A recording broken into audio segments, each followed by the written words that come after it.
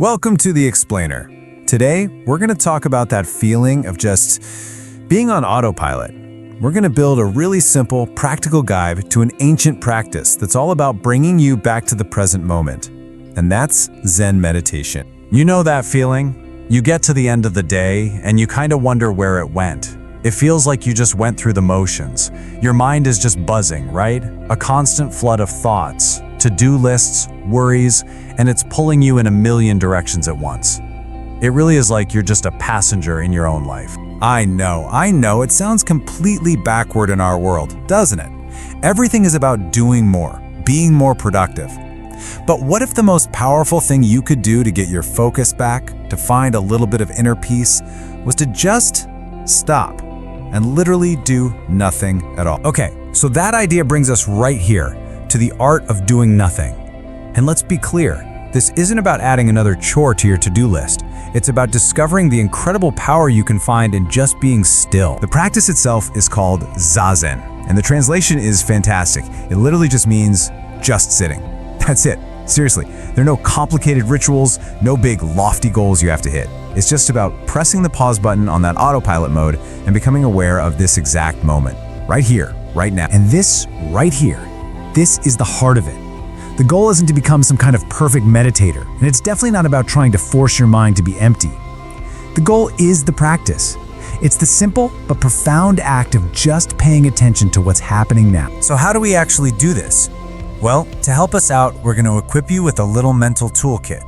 You can think of it as your Zazen starter pack. And the best part? It only has 3 essential powerful tools that, believe it or not, you already have. These 3 tools are your body, your breath, and your mind. And we're going to use them to build a stable foundation, to anchor ourselves when things get chaotic, and completely change how we relate to our own thoughts. All right, tool number 1, the body. It's your foundation. Just find a chair and sit with your feet flat on the floor. The real key here is to have a straight spine, but not stiff, you know? Imagine you're a mountain, just solid, stable, totally grounded. Let your shoulders drop, relax your jaw, and let your eyes rest with a soft downward gaze. You're trying to find that perfect sweet spot right between alert and relaxed. Okay, on to your second tool, the breath. This is your anchor in the storm. You don't have to change how you breathe at all. Just notice it. Maybe you feel the cool air at the tip of your nose, or maybe you notice the gentle rise and fall of your belly. Now, your mind is going to wander. That's not a maybe, it's a 100% guarantee. And when it does, your only job is to kindly, gently guide your attention back to your anchor. That simple act of returning. Honestly, that's the whole practice right there. And now for our third tool, the mind. And listen, this one is a big one, a real game changer. The goal is absolutely not to stop your thoughts. I mean, that's impossible, right?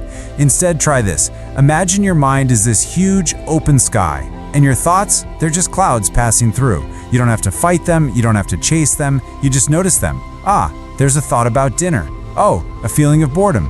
And then you just let it drift on by as you gently return your focus to your anchor, the breath. So, you might be asking, what are we actually doing when we're just sitting here? Well, what you're doing is training a muscle.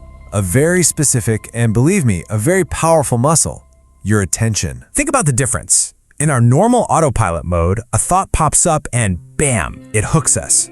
We're instantly dragged into a story, a worry, a memory, and we don't even realize it's happened. But in Zazen mode, you start to see that hook as it's forming. You notice the thought arriving, and that simple act of noticing creates just a tiny little bit of space. And in that space, that's where everything changes. Because in that space, you get a choice. You can choose not to get pulled away.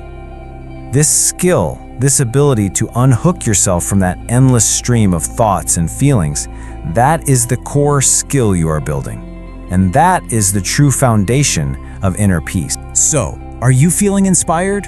Or maybe a little overwhelmed? Either way is totally okay. But here's the beautiful thing about this practice. It is so simple. You don't need an hour, you don't even need 10 minutes. Let's talk about your first 3 minutes. That's it, 3. Just 3 minutes. That's your starting line. Anyone can find 3 minutes in their day.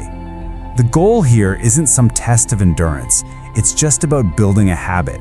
It's a small but incredibly powerful act of just showing up for yourself. So here it is, your 3-minute quick start guide.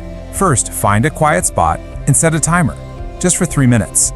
Next, sit down and find that stable, relaxed mountain posture we talked about. Now just gently place your attention on your anchor, your breath.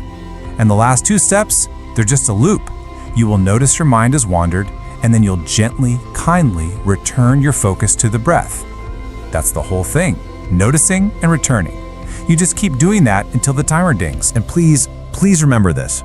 There is no such thing as a bad meditation. If your mind wanders 100 times in 3 minutes and you bring it back 100 times, that wasn't a failure. That was 100 successful reps. You just did 100 reps of training your attention muscle. The key isn't perfection. It's the gentle, patient act of returning again and again and again. Ultimately, this whole practice points to something pretty profound. It shows us that we have thoughts, but we are not our thoughts. They're just temporary little events passing through our awareness. So we'll leave you with this question to explore for yourself.